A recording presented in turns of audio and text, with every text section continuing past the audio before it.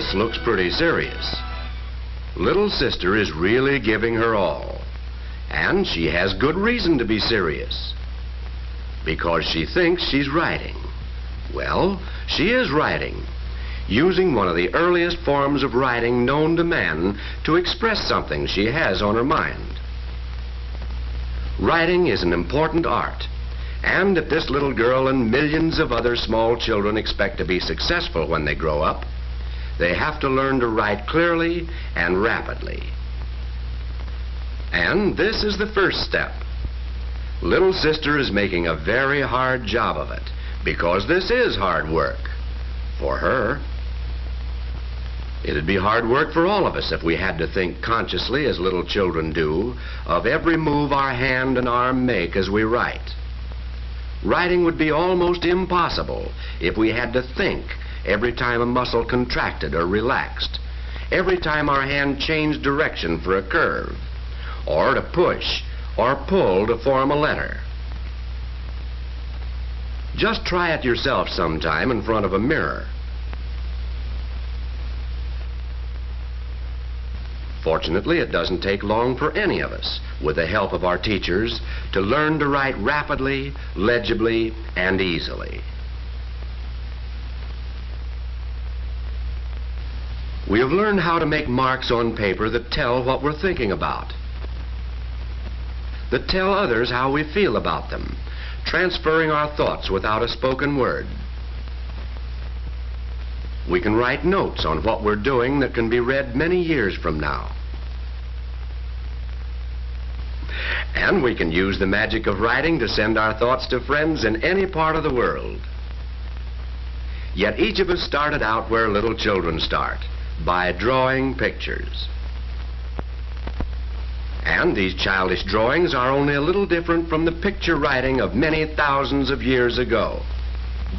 This ancient picture writing, scratched with a bit of flint on a piece of slate, tells of a battle with a mammoth. Picture writing did well enough for recording a simple fact, but it could never be used for a clear expression of a thought or an idea. While some people were still recording events with pictures, the ancient Egyptians developed a form of writing called hieroglyphic that was capable of expressing everything that could be told by the spoken word. The Egyptians also wrote in pictures, but now each picture stood for the sound of a syllable. This was a big improvement, and it was made practical for everyday use by improved tools for writing, the reed brush and the polished papyrus upon which they wrote. But the papyrus, from which we get our word paper, was very expensive, and the reed brush wore out quickly and had to be replaced. This kind of writing was slow, because each character had to be carefully drawn. It was also hard to read and write, because so many different pictures were needed to express every syllable in the language. With the passage of time, the Egyptians went to a nearby land to mine copper and semi-precious gems. And from the surrounding desert, they hired the Syrites to help with this mining. The Syrites found it was necessary to keep accounts of the work they did and the pay that was due them. But Egyptian writing was much too complicated. So, probably with the help of a friendly Egyptian scribe, the Syrites developed the world's first pure alphabet. Their first letter was a crudely drawn head of an ox. In their language, an ox was called an alp, which we spell A-L-P-H. And so this picture stood for the sound of A. Their second letter was drawn in the form of a courtyard for a house, which they called Bet, spelled B-E-T. So this letter was given the sound of our letter B. From the Syrite names of these two letters, Alf and Bet, came our word alphabet. There isn't much resemblance here to our A and B, but in just a minute you'll see what happened to change them. Business needs caused the beginning of the first alphabet, and business activity caused the alphabet to spread. The Phoenicians, descendants of the Syrites, were the traveling salesmen of their day. In their great ships, they sailed over the Mediterranean, trading with the people who lived on its shores, carrying their version of the Syrian alphabet to their Greek customers. And the Greeks made changes in the letters that the Phoenicians brought to them. They took the Phoenician alph and stood it on its feet. They took the Phoenician bet and changed its appearance too. All through the alphabet they went, beautifying each character, but cutting straight lines wherever they could. This was because most of their writing materials, the wax tablet and the stylus, the hard stone and the chisel, made the cutting of curves very difficult. Rapid, smooth, comfortable writing was still many centuries away. In time, the Greeks became the great world traders, and with them to Rome went their alphabet. The Romans, in their turn, changed the alphabet until it became very much like the 26 old characters we use today. For thousands of years, the world had been writing only in capital letters. But with the invention of the reed pen, the Romans began another change. The reed pen made it easy to move across the papyrus without stopping at the end of each letter. So, for the first time, letters were joined together, and writing was much faster. But, in connecting the letters, their appearance was changed, and that was the beginning of our small letters.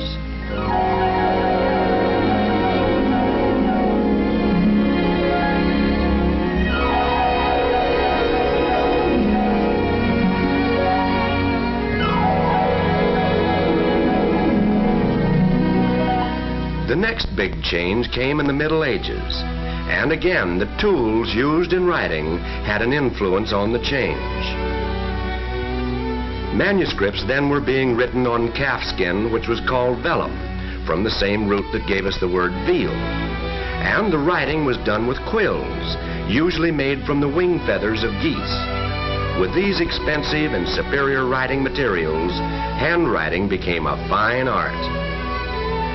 But it was very slow, and these heavy, fancy letters were also extremely hard to read. And though the quill pen was the best writing tool available, it wore out quickly and was easily broken. With the passage of more centuries, the affairs of the world demanded a more convenient writing tool and more speed and legibility. Paper was now comparatively cheap, and gradually the quill was abandoned in favor of the new steel pen. Even before the American Revolution, steel pens were being made by hand in France, and this better writing tool began to have an effect on the kind of writing people used. Gradually there came into use a new method of handwriting, an elaborate style with many flourishes and scrolls. This was faster and easier to read than the manuscript writing of the Middle Ages, but each letter still had to be carefully drawn.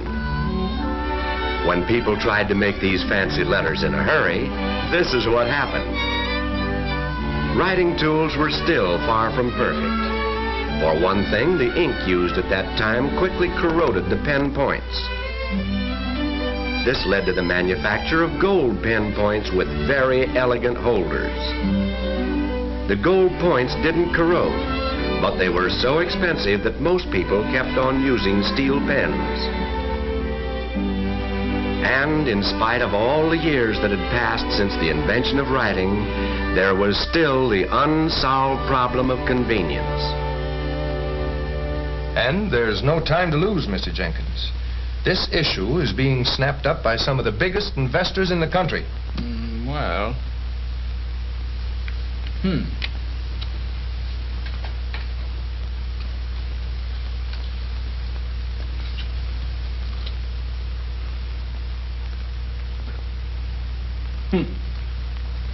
Mr. Bradford, I never thought I'd live to see the day when I'd be investing in a railroad. You're doing the wise thing. The world is changing rapidly. Everyone's demanding more and more speed in everything. And the smart ones, the ones who get in on the ground floor, are going to make the big profits. Yes, I think I agree with you. Oh, if you have something for me to sign, I'll do it now. Excellent, Mr. Jenkins. You'll never regret this.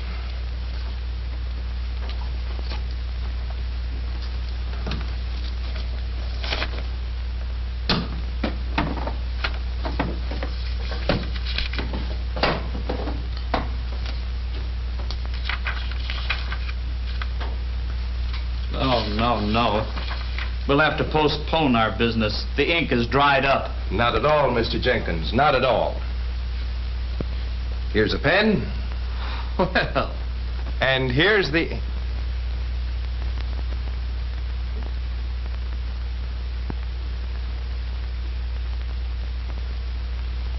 Here was the ink. Yes, it's pretty easy to see why many attempts were made to develop a pen that would carry its own supply of ink. In one of these early efforts, the pen got its shot of writing fluid from a medicine dropper. This worked well enough, at times. But often when the pen went dry, the medicine dropper was someplace else. No medicine dropper, no ink. No ink. Well, I suppose it was pretty hard to keep your temper when things like that happened. Then along came the idea of letting the pen carry its own medicine dropper. A slit was made in the barrel so that when a coin was pushed in, the rubber sac was pressed. And when it was released, the rubber sac filled with ink. This worked all right too until, well, maybe you guessed it.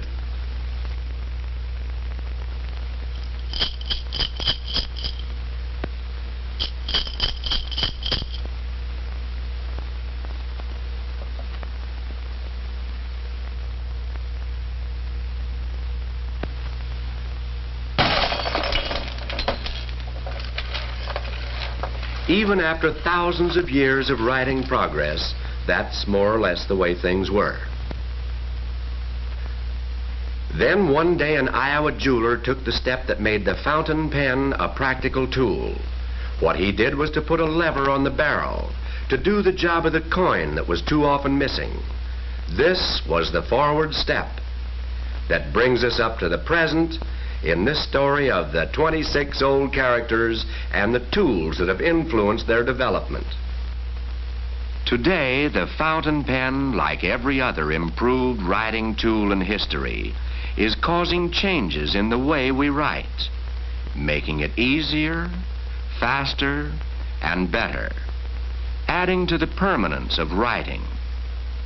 Let's take a closer look at this tool that has resulted from so many centuries of progress. At first glance, there doesn't seem to be much to it. This is a chamber to hold the ink with a lever to fill it. This feed system carries the ink from the supply chamber to the pen point. This is the gold pen point that does the actual writing.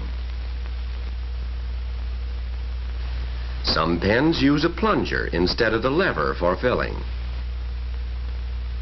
Through small but continual improvements in design, the modern fountain pen is the cleanest and most convenient tool ever developed for permanent handwriting.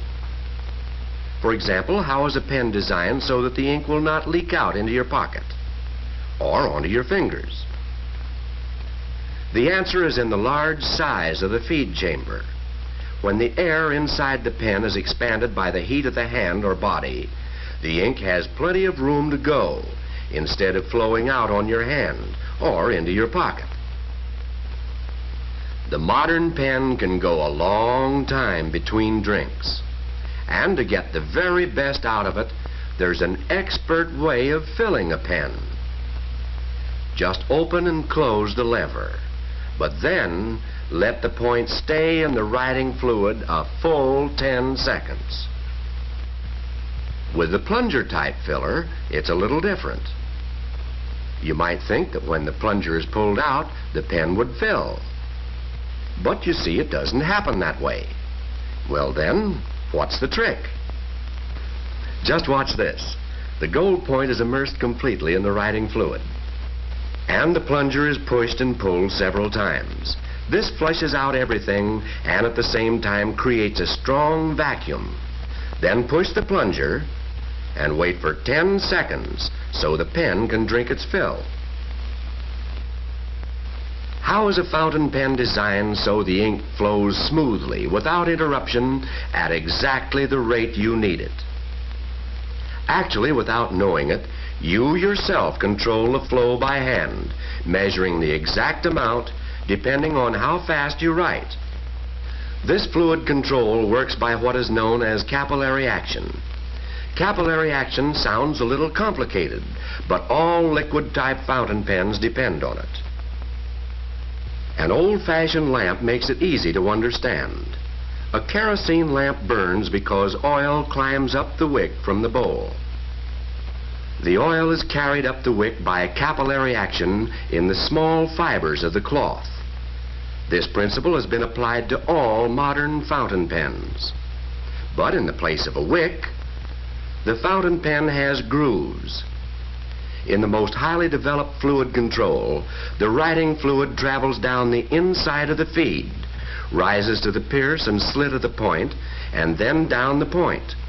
Then, as the ink on the point is used up, capillary action, regulated by your own individual speed of writing, brings fresh fluid to take its place.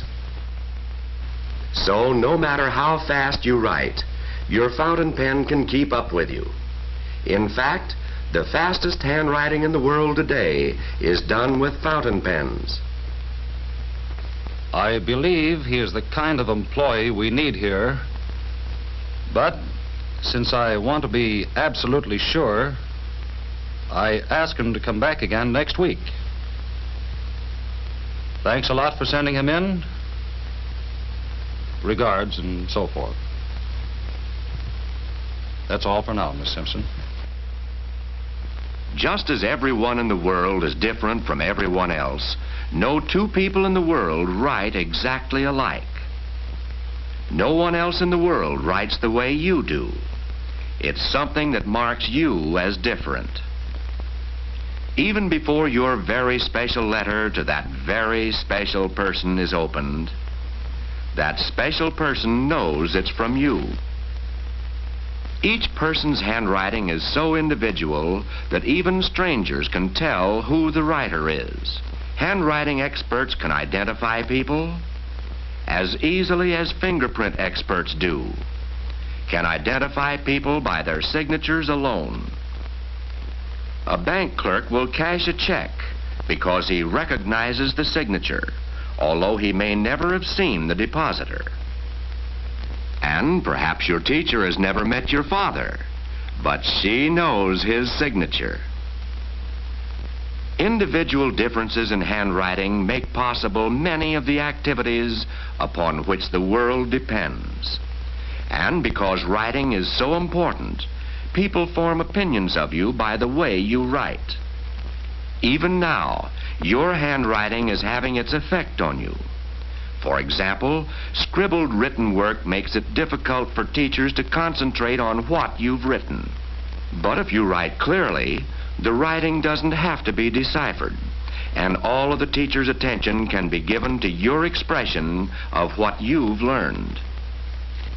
Today, as throughout history, writing is influenced by the kind of writing tool that's used. For one thing, a good pen is important, because it should be a lifetime investment. And if you find it hard to write clearly and comfortably, it may be because the pen you have doesn't fit your writing style. So if you'll show your handwriting to a store that carries fine fountain pens, you can find out what point is best for you. A pen point can be found to suit your particular style of writing. The feel of a pen is a result of the hand grinding and tempering of the long-wearing gold point itself, on the way it is shaped from tip to heel. And just as there is a pen point for every writing style, there are pen points for different kinds of writing jobs.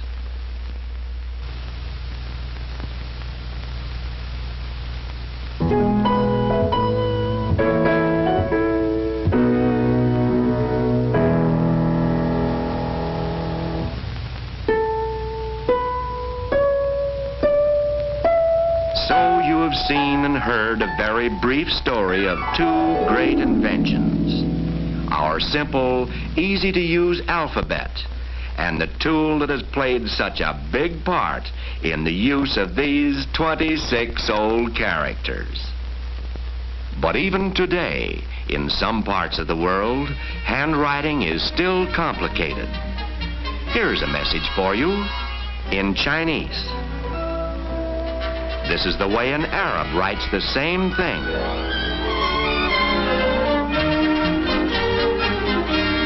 While a Welshman writes it this way, in Gaelic.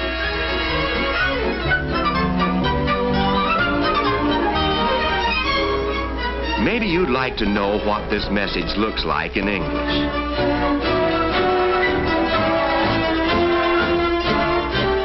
Here it is.